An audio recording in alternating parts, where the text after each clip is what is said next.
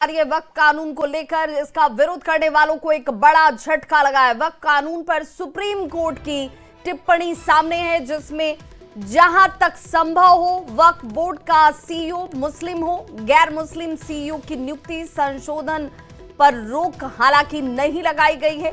5 साल प्रैक्टिसिंग होने की शर्त पर रोक लगाया गया है। कलेक्टर का फैसला अंतिम फैसला नहीं होगा, ये कहा गया है सुप्रीम कोर्ट की तरफ से। कुछ धाराओं पर विवाद है। सुप्रीम कोर्ट ने यह जरूर कहा पूरे कानून पर स्टे लगाने का कोई आधार ही नहीं बनता है। तो वक्फ कानून पर सुप्रीम कोर्ट की ये बड़ी टिप्पणी, जिसमें विरोधियों को झटका लगा है।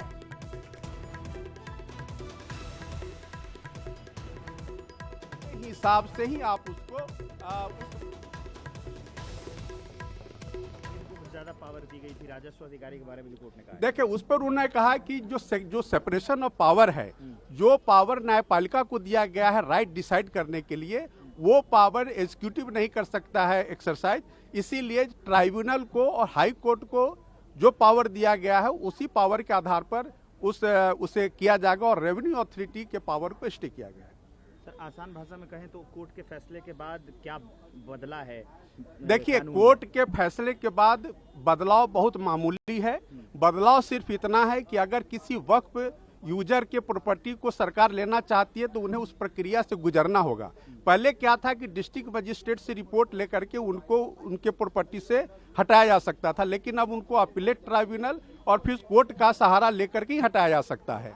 यानी कि थोड़ा समय लगेगा, लेकिन न्याय का जो पहले बिल्कुल दरवाजा बंद था उस दरवाजे को खोल दिया गया है। धन्यवाद। कोर्ट ने क्लियरली विरोधियों को एक बड़ा झटका लगता हुआ, जिसमें वक्फ कानून पर कोर्ट ने ये सीधे तौर पर कहा है कि आप कलेक्ट्रेट की मंजूरी के साथ जो जमीन का अधिकार आपको मिल रहा था, संपत्ति का अधिकार मिल रहा था, उस पर फिलहाल रोक लगाई गई। भी थे दूसरे लक्षद्वीप के एमपी हमदुल्ला सईद साहब, और जिनका ये कहना था कि जो 3E वाला प्रोविजन है जो कहता है कि शेड्यूल 5 और शेड्यूल 6 एरिया में वक्फ नहीं क्रिएट हो सकता, वो उनकी ट्राइबल पहचान और उनकी मुस्लिम पहचान में से किसी एक को चुनने की बात है। तो इनको हमने रिप्रेजेंट किया था और आज कोर्ट ने इंटरिम उस पर अपना फैसला सुनाया है। हमारे हिसाब से ये काफ़ी बैलेंस्ड और अच्छा फैसला है। लंबा है, कोर्ट ने खुद कहा कि इट्स अ लेंथी जजमेंट, तो उसको पढ़ना पड़ेगा, तब हम ज़्यादा बेहतर पोजीशन में होंगे इस पर कोई भी अच्छा इन्फॉर्म्ड ओपिनियन देने के लिए।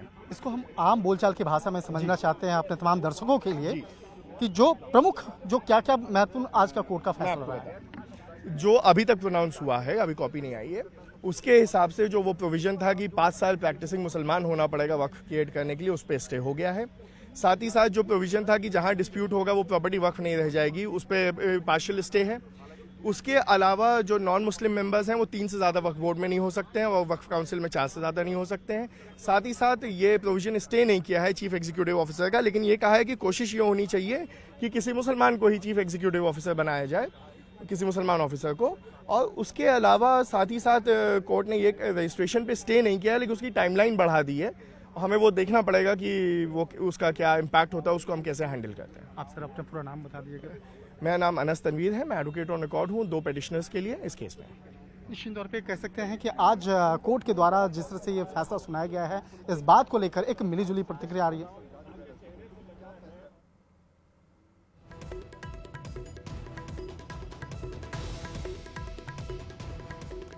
तो जहां तक संभव हो सीईओ मुस्लिम हो, ये सुप्रीम कोर्ट ने कहा है। गैर मुस्लिम की नियुक्ति पर रोक हालांकि नहीं लगाई गई है, ये जरूर कहा गया। रजिस्ट्रेशन का प्रावधान कोई नया नहीं है।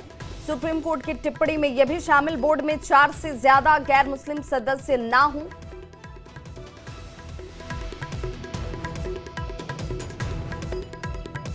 और एक और बड़ी खबर इस वक्त, शिक्षकों की वर्षों पुरानी मांगों पर सरकार जल्द फैसला लेने वाली है। सेवा निरंतरता, वेतन संरक्षण, प्रोन्नति, वेतन विसंगति और वरीयता पर तैयारी जो है तेज है सरकार की।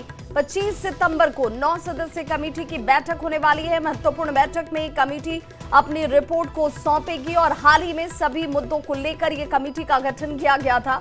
निदेशक प्राथमिक शिक्षा की अध्यक्षता में यह बैठक एक बार पहले भी हो चुकी है। बैठक में सभी सदस्यों ने अपनी सहमति भी जाहिर की।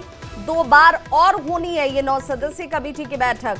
रिपोर्ट के बाद विभाग बनाए जाएंगे कि फाइनल नियमावली क्या होगा वो विभाग की तरफ से तय किया जाएगा। कमेटी की रिपोर्ट के आधार पर विभाग अपनी तरफ से फैसला लेगा। लंबित सभी मांगे पूरी होने का रास्ता लगभग साफ होता हुआ नजर आता है। सितंबर के अंतिम सप्ताह में सरकार इसे लेकर घोषणा भी कर सकती है। और संवाददाता रजनीश हमारे साथ इस वक्त ज्यादा जानकारी के साथ फोन लाइन पर जुड़ गए पटना से। शिक्षकों की मांग पर इस फैसले से कितनी बड़ी राहत मिलेगी और कब तक इसके संभव होने की उम्मीद दिखती है? देखिए विभा, शिक्षकों की ये वर्षों से मांग रही है और ये चुनावी साल है तो निश्चित रूप से इस बार जोर शोर से मुद्दा उठा है और शिक्षा विभाग ने तैयारी भी शुरू कर दी थी। बता दें आपको कि इसको लेकर जो सेवा निरंतरता है, वेतन संरक्षण है, प्रोन्नति है, वेतन विसंगति और वरीयता को लेकर एक 9 सदस्यीय कमेटी का गठन किया गया था और कमेटी जो है लगातार रिपोर्ट तैयार करने में जुटी हुई है। 2 बार बैठक भी हो गई है। निदेशक प्राथमिक शिक्षा है साहिला, उनके नेतृत्व में, और इसके बाद अब कहा जा रहा है कि 2 और बैठक होगी, लेकिन रिपोर्ट काफी पॉजिटिव बन रही है। जो 9 सदस्यीय कमेटी के सदस्य हैं, मेंबर हैं, उन्होंने हामी भर दी है। तो ये कहा जा रहा है कि 25 सितंबर को महत्वपूर्ण बैठक होगी और बैठक के दौरान जो कमेटी है ये रिपोर्ट सौंप देगी और रिपोर्ट सौंपने के बाद शिक्षा विभाग इसी महीने में सितंबर में अंतिम सप्ताह में कभी भी ये घोषणा कर सकता है कि बिहार के शिक्षकों को सर्विस कंटिन्यूटी, वेतन संरक्षण, प्रोन्नति, वेतन विसंगति और वरीयता का लाभ दिया जाएगा। तो कुल मिलाकर ये वर्षों की मांग जो है इस चुनावी साल में पूरी होने की पूरी संभावना है और जिसको लेकर अभी फिलहाल 15 दिन और इंतजार करना जरूरी होगा। विभा, बहुत बहुत शुक्रिया रजनीश इस तमाम जानकारी के लिए। तो सेवा निरंतरता, वेतन विसंगति और प्रोन्नति, ये वो तमाम मांगे हैं जिसे लेकर शिक्षक वर्षों से इंतजार कर रहे थे और अब इस चुनाव